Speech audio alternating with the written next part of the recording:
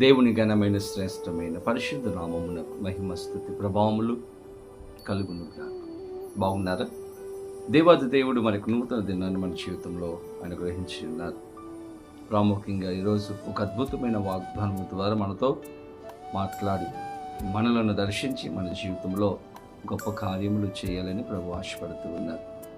ఈరోజు మీరందరూ కూడా ప్రార్థన పూర్వకముగా దేవుని వాగ్దానం పొందుకోవడానికి ఎదురు చూస్తూ ఉన్నారని నమ్ముచున్నాను.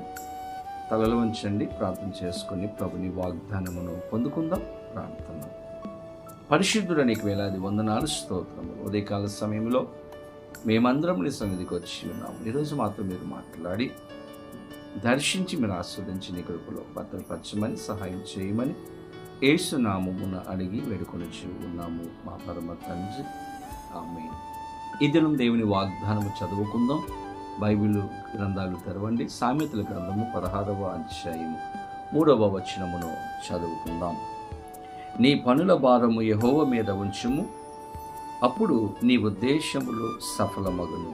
దేవుని స్తోత్రం కలుగును గాక.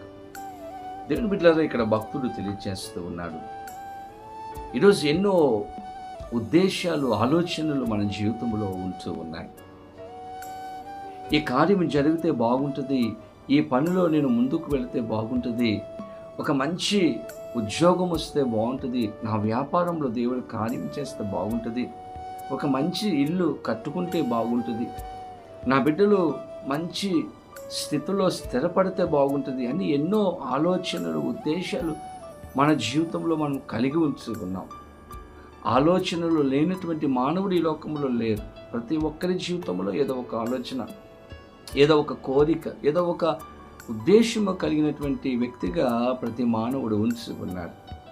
ఈరోజు ఎంతో ఒత్తిడి, ఎన్నో పనులు, ఎన్నో ఆలోచనలు మీ జీవితంలో ఉంటూ ఉండవచ్చు. ఈరోజు దేవుని వాక్యం తెలియజేస్తుంది, మీ పనుల భారము యెహోవా మీద ఉంచుము, అప్పుడు నీ ఉద్దేశములు సఫలమగును. దేవుని బిడ్డలారా, దేవుని మీద మనం భారం ఉంచినప్పుడు, దేవుని మీద మనం ఆధారపడినప్పుడు ఖచ్చితంగా మన ఉద్దేశములు సఫలము చేసే గొప్ప దేవుడిగా నిలిచి ఉన్నాడు.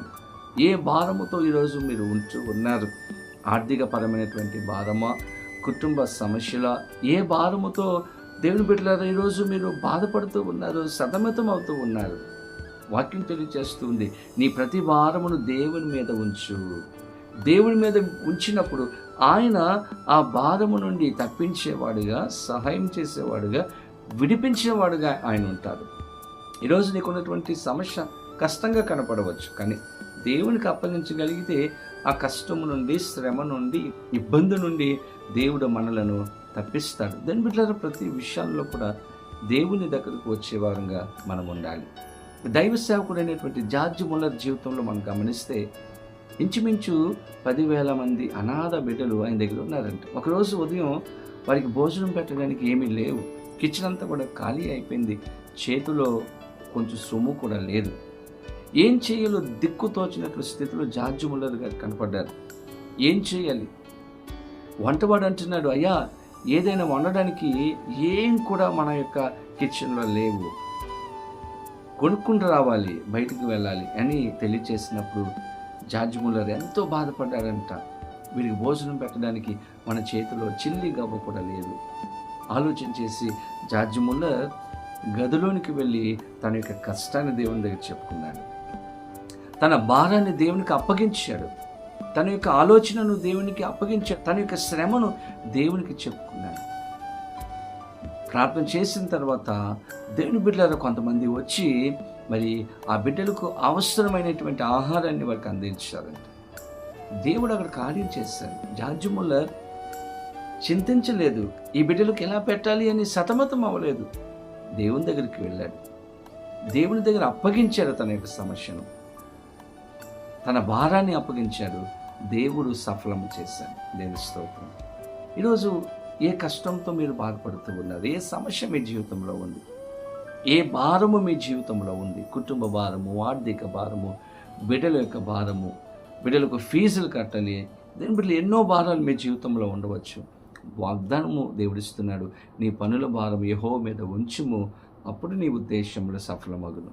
ఈరోజు ప్రభు దగ్గరికి రండి, ప్రభుకు సమస్తమును కూడా అప్పగించండి.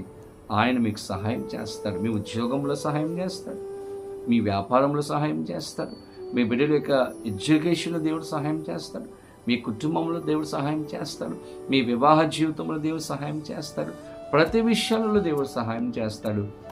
మీ ఉద్దేశములు సఫలమవునట్లుగా దేవుడు చేస్తాడు. కాబట్టి దేవుని దగ్గరికి రండి, సమస్తమును దేవునికి అప్పగించండి. అటువంటి కృపా సహాయములు పరిశుద్ధ ఆత్మదేవుడు వీడియో చూస్తున్న ప్రతి ఒక్కరికి అనుగ్రహించను గాక. ఆమేన్. ప్రార్థన. పరిశుద్ధుడా, నీకు వేలాది వందనాలు, స్తోత్రములు. ఉదయకాలంలో మేమందరం నీ సన్నిధికి వచ్చి ఉన్నాము. శ్రేష్టమైన వాగ్దానం ఇచ్చారు ప్రభువా.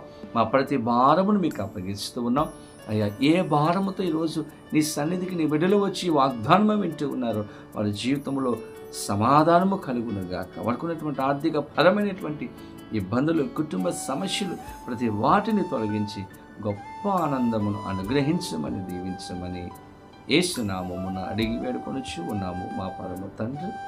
ఆమేన్. తండ్రి, కుమార, పరిశుద్ధాత్మ త్రియేక దేవుని యొక్క దేవుని ఆశీర్వాదము సదాకాలము కలుగునుగాక. ఆమేన్. దేవుడు మిమ్మలను దీవించునుగాక. ఆమేన్.